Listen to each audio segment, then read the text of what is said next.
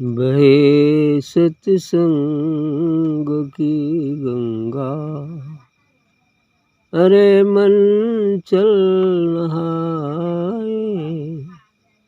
बहे सत्संग की गंगा, अरे मन चल नहाए। बुझी ज्योति जो जीवन की, उसे फिर से जगाए। बहे सत्संग की गंगा, अरे मन चल नहाए। बुझी ज्योति जो जीवन की, उसे फिर से जगाए। यही बेला है कर ले पान, प्यारे ज्ञान अमृत का। यही बेला है कर ले पान, प्यारे ज्ञान अमृत का। लगा है धर्म का मेला, लगा है धर्म का मेला। अरे मन चल दिखा लाए। लगा है धर्म का मेला, अरे मन चल दिखा लाए।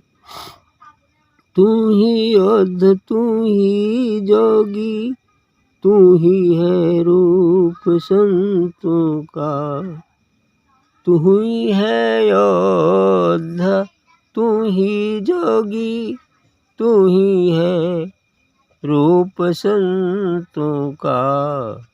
जिसे तो भूल बैठा है, जिसे तू भूल बैठा है, उसे फिर से दिखा लाए। जिसे तू भूल बैठा है, उसे फिर से दिखा लाए। भटकता फिर रहा दर दर, धराया नाम क्यों चंचल। भटकता फिर रहा दर दर, धराया नाम क्यों चंचल।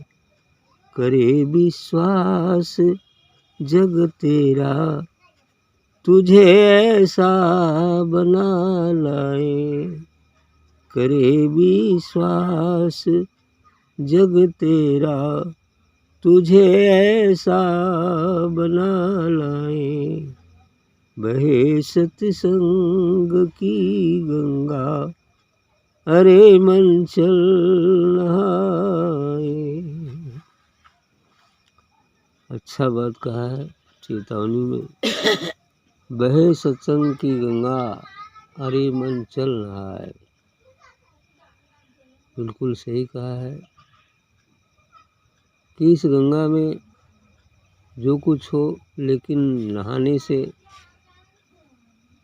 शरीर के मैल तो धुल जाते हैं, लेकिन मन के मैल नहीं धुलते।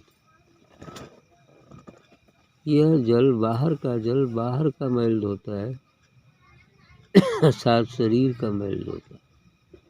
यदि मन पर जो मैल जमा हुआ है, इस जीवात्मा के ऊपर जो कालिक पुती हुई है, उसको धोने के लिए, मन की मैल धोने के लिए तो सत्संग गंगा में स्नान करना। क्योंकि सत्संग वह अमर गंगा है, वह दिव्य गंगा है, जिसमें स्नान करने से मन की मैल धुलती है। इसलिए कहा गया है कि बहे सत्संग की गंगा, अरे मन चल रहा है। यदि सत्संग में मन जाता है, अर्थात जीवात्मा जाती है, तो धीरे धीरे उसके मन के मैल धुलते हैं। तो बुझी ज्योति जो जीवन की, उसे फिर से जगाए। इस मैल के कारण जो हमारे अंदर बैठी हुई वो आत्मा व परमात्मा है, उसकी ज्योति बुझ सी गई है, मतलब ढक गई है। जैसे बदली में सूर्य छिप जाता है, उसका प्रकाश रुक जाता है, ठक जाता है। हालांकि सूर्य है लेकिन प्रकाश की अनुभूति नहीं होती, प्रकाश दिखलाई नहीं पड़ता है। उसी प्रकार से ये हमारे पति नहीं कितने जन्म हुए होंगे मनुष्य के, जब से सृष्टि चल रही है अनेकों बार जन्म हुआ होगा मनुष्य, और उन सभी जन्मों के पाप पुण्यों के संस्कार रूपी जो मैल है वो मन पर जमी हुई है, इस जीवात्मा पर लगी हुई है। तो उसे धोने के लिए कहा जा रहा है सत्संग में जाने पर ही यह मैल धुलती है। और जो ज्योति, वह अमर ज्योति, वह दिव्य ज्योति जो छिप सी गई है, ऐसा करने से नित्य प्रति ध्यान, सत्संग, साधना और सत्संग में जाने से वह मैल धीरे धीरे करके धुलती है, और तब जो ज्योति बुझी है वो जलने लगती है, प्रकाशित हो उठती है। तो आगे कहते हैं कि यही बेला है कर ले पान प्यारे ज्ञान अमृत का। यही बेला का मतलब ये मनुष्य शरीर ही ऐसी बेला है, ऐसा समय है, ऐसा अवसर है जिसमें हम उस अमृत रस का पान कर सकते हैं।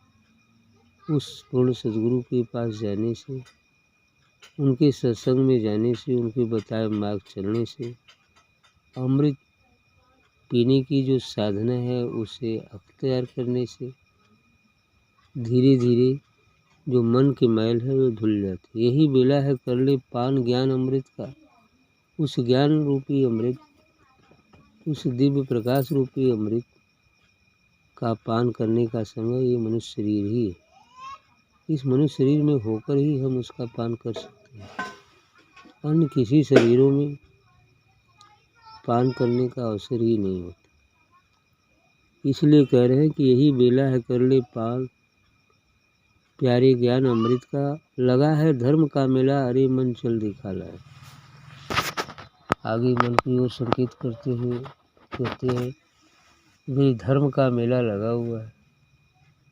सत्संग ही धर्म का मेला है जिसमें प्रेमीजन, जिज्ञासुजन जाते हैं। वो भी एक मेला ही है, धर्म का मेला है। तो उसमें चलो उस मेला को दिखा लाएं, ऐसा संबोधित कर रहे हैं इस मन को। तू ही योद्धा, तू ही जोगी, तू ही रूप संतों का। करे कि तुम ही तो योद्धा हो, वीर हो, बहादुर हो, तुम ही जोगी भी हो, क्योंकि मन के साधने से ही साधना सफल हो जाती। मन के हारे हार है और मन के जीते जीत। यदि मन पर विजय हासिल कर लिया जाए तो विजय ही विजय है, और मन से यदि हम हार जाते हैं तो हार ही हार है। तो मन को जीत लेना, अपने बस में कर लेना, यही साधना का लक्ष्य होता है। यदि मन हमारे ऊपर विजयी होता है तो हमसे गलतियां करवाता है, और यदि हम मन पर विजय हासिल करते हैं तो जो हम कहेंगे वो मन करेगा। यही है। तो तू ही योद्धा, तू ही जोगी, तू है रूप संतों का। कि तुम ही संतों का भी रूप है, जोगी का भी रूप है, योद्धा भी है। जिसे तू भूल बैठा है उसे फिर दिखा लाए। आगे कहते हैं मन से कि जिसे तुम भूल बैठा है, अर्थात इस संसारिक प्रलोभनों के कारण मन इधर आसक्त हो गया है, जिसके कारण उसे आत्मा और परमात्मा का विस्मरण हो गया, भूल हो गया है, उसकी तरफ उसका ध्यान ही नहीं है। लेकिन जब वह सत्संग गंगा में जाएगा, तो सदगुरु के पास जाएगा, तो धीरे धीरे उसका ध्यान उधर को, क्योंकि वो संकेत किया जाएगा, उसके जो रुख है उसको कन्वर्ट कर देते हैं सत्संग को, फिर वो इधर को चलना शुरू करेगा तो उसे समझ में आ जाएगा, और ये तो अपनी भूल का एहसास उसे हो जाएगा, फिर उसे उधर को चलना शुरू करेगा। तो जिसे तू भूल बैठा उसे फिर से दिखा लाए, उसे फिर से दिखा लाए। भटकता फिर रहा दर दर, धराया नाम क्यों चंचल, करे विश्वास जग तेरा, तुझे ऐसा बना लाए। कर उसकी अज्ञानता के कारण, ईश्वर के विस्मरण के कारण तुम यहाँ वहाँ भटक रहा है।